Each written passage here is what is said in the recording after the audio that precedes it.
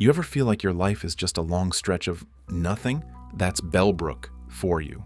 Small town, population 2,941,000, give or take.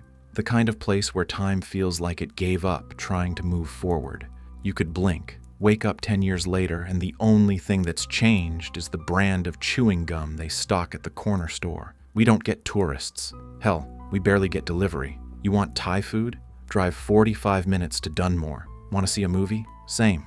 The theater here closed before I was born and turned into a church with folding chairs and a busted speaker system that cuts out every other word. I'm 22, still living in the same narrow twin bed I had when I was 7. Still got a water stain on the ceiling shaped like Florida. My mom calls me her late bloomer. My dad doesn't call me much of anything. He works construction 2 towns over and mostly communicates through the television volume. But I get it. He wanted more for me. College, maybe a trade. Not part-time hours at Marty's Auto and Tire, where I mostly rotate the same 3 sets of tires for the same regulars who think topping off their wiper fluid makes them car experts. People around here are born, work, retire, and die within the same 20-mile radius. And if you want more, if you dare say out loud that you want to live differently, that you want your life to mean something, to touch the edge of something strange or magical or real, you get laughed at, or worse, pitied. But I want more. Not money, not fame, just something. Something that tells me the world is more than weather forecasts and grocery lists and Sunday morning casseroles. I want to feel like I'm part of a bigger story. Like there's a reason I wake up with this itch in my chest that nothing in this town can scratch. The only place that ever came close was the shade. That's what the locals call the woods just past Bellbrook's western ridge. It stretches for miles, a sea of black pines that seem to suck the light out of the sky. Nobody really goes in there anymore. Not for hiking or camping, not even hunting. Bad reception, people say. Too easy to get turned around. But when we were kids, before we knew better, we'd dare each other to walk the first 100 yards in. We'd throw rocks into the tree line and swear we heard something throw them back. It became one of those whispered town legends. The shade isn't haunted, but it remembers you. I used to ride my bike along the edge of it when I was younger, just close enough to feel the cool breath of it on my skin, just far enough to pretend I wasn't scared. Last week I went back, not for a dare, not for nostalgia, just because I couldn't take another afternoon listening to the same 3 country songs on the shop radio while Marty snored in his office chair. I grabbed some fries, drove out past the ridge, and parked on the shoulder. I told myself I was just going to eat and maybe walk a little. No big deal. It was a weird, still kind of day. Sky pale and flat. Not quite cloudy, but not blue either. The kind of sky that makes you feel like something's about to happen. I put in my earbuds, sat on a mossy log a few yards into the trail, and zoned out. And then something changed. It was the wind. Subtle, but wrong. It came from behind, down off the trees, and it was cold. Not cool. Cold. Like stepping out of a hot shower and realizing the window was open. I pulled one earbud out and paused the music. Dead silence. No birds, no bugs, not even the distant rumble of cars on Route 17. Just a weird, static silence that made the hairs on my arms stand straight up. That's when I saw it. At first I thought it was a person, tall, moving through the trees about 30 yards off trail. But the way it moved wasn't right. Too smooth, too deliberate, like a shadow filmed in slow motion. It wasn't bulky, but tall in a way that made you doubt your own perspective. Dressed in something dark and close to its skin, almost bark-like. It didn't sway with the wind. It didn't step over branches. It glided. I froze. It was facing away from me, head tilted slightly as if listening. And then, without turning its body, it slowly angled its face in my direction. That face, it wasn't human. Not exactly. It was close. Too close. High cheekbones, pointed chin, skin that shimmered like polished obsidian. But the eyes were wrong. Silver, reflective, wide, and unblinking. They didn't look at me like a person would. They measured me, like I was being studied, cataloged. I didn't move. I didn't even breathe. I don't think I could have. Then it was gone, just like that. No sound, no motion, no blur of movement. Just there, and not. I sat there for what felt like 10 minutes before I even realized I was shaking. My legs were stiff. My chest was tight. I wanted to scream, but it was like the forest had swallowed my voice. I bolted back to the car, locked the doors, and sat in the driver's seat staring at the tree line for a long time. I didn't tell anyone. Not my mom, not Caleb, not even my journal. I just drove home and tried to pretend it hadn't happened until I got to my bedroom. There, sitting on the windowsill, one I know I closed and latched that morning, was a small black stone, smooth, cold, perfectly round, except for one strange symbol carved into it like it had been etched with a needle. A crescent shape, only curved inward at both ends, like an eye half closed in warning. I didn't touch it. I didn't sleep that night. Every creak in the house made me jump. Every whisper of wind tapping at the window made me sit up straight in bed. I kept glancing over at the drawer where I'd hidden the stone, like it was calling to me, or waiting for something. I wrapped it in a dish towel and shoved it in the back of my bottom drawer under a stack of jeans I never wear anymore. But it didn't help. Even through the wood, I could feel it.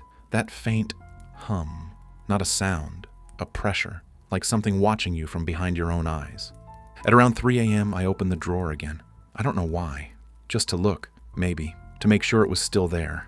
But when I unfolded the towel, it wasn't just the stone anymore. There was a second mark, scratched faintly into the fabric around it. The same crescent-like symbol, only this time connected to a second curved line beneath it, almost like an eye, closed, or sleeping.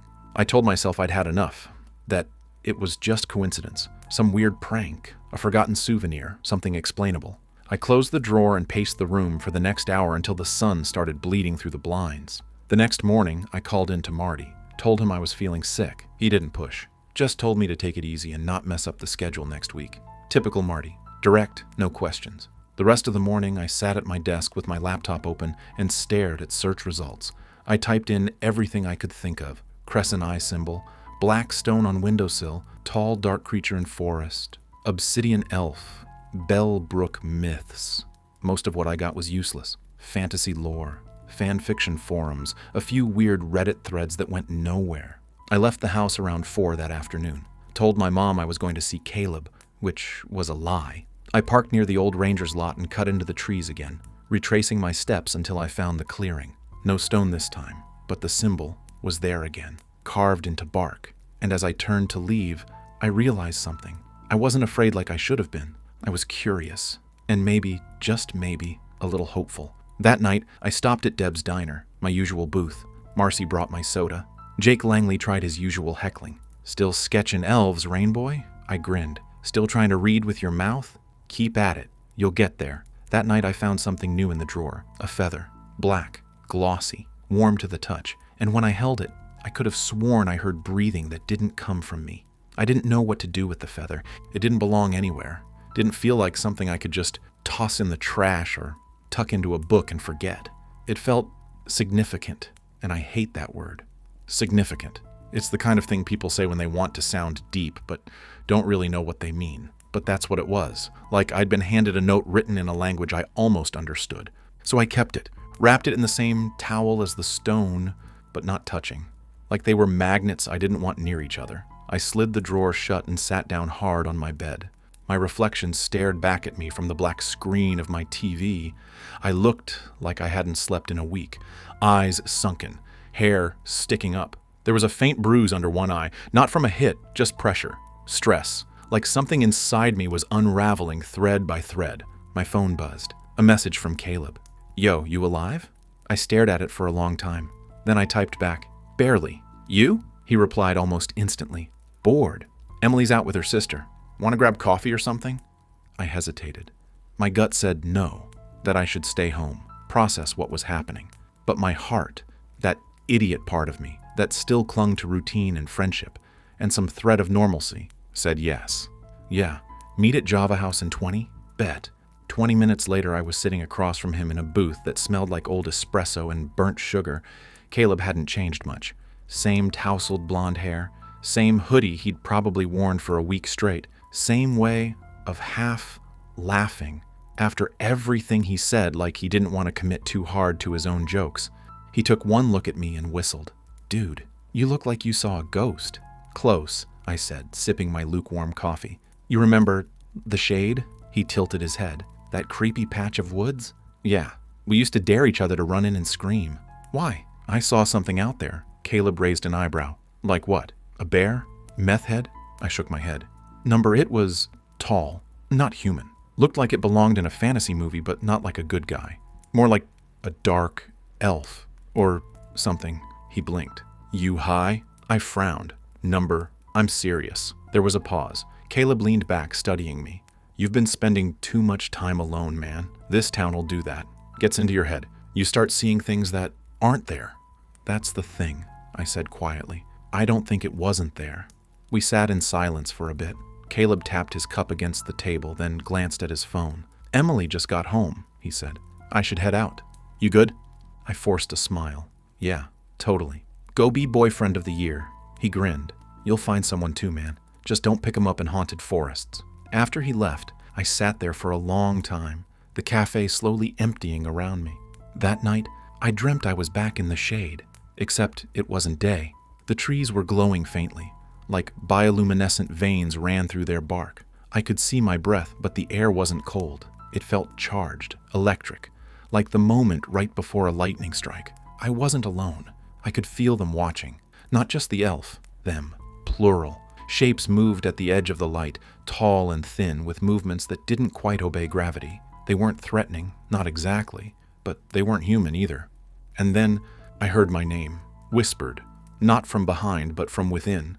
I turned and saw the figure again, the same one from the woods, only now it was closer than it had ever been. I could see the details in its skin, not skin at all, but something smoother, darker than onyx, with veins of silver that pulsed faintly. Its eyes glowed, not bright, but soft, like moonlight caught in a jar.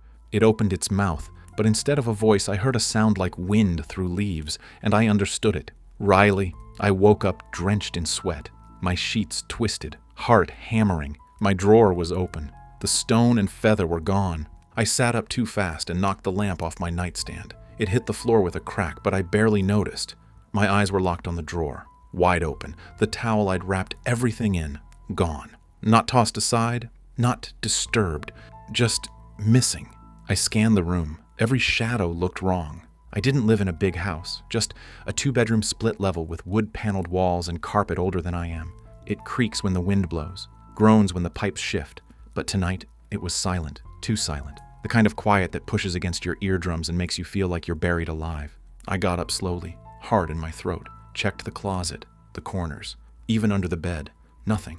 Just the cold certainty that something had been here. I walked to the window and peeled back the curtain. There, standing just at the edge of the woods across the street, was a figure, not moving, not waving, just watching. It didn't glow this time, didn't shimmer. It was darker than the trees behind it, a shape cut out of the night itself. I blinked, gone. I stood there for a long time, breathing shallow, fingers still clutching the curtain. I told myself I was imagining things, that I'd dreamed the drawer, the feather, the rock, the voice. But the next morning, there was a new mark on the inside of my window. 3 lines, vertical, perfectly spaced, not scratched in, not drawn, there, etched into the frost like they'd grown from it. And this time, I felt something new, not fear, not dread, excitement. Somehow, whatever was happening, whatever this thing was, it had chosen me. And in a life where nothing ever happened, where no one ever noticed me or expected much from me, the idea that I mattered, even to something I didn't understand, felt like fire under my skin. I opened the drawer again later that night, just to be sure. Empty, but now, carved into the bottom in thin, elegant script I couldn't recognize, was a single word, soon.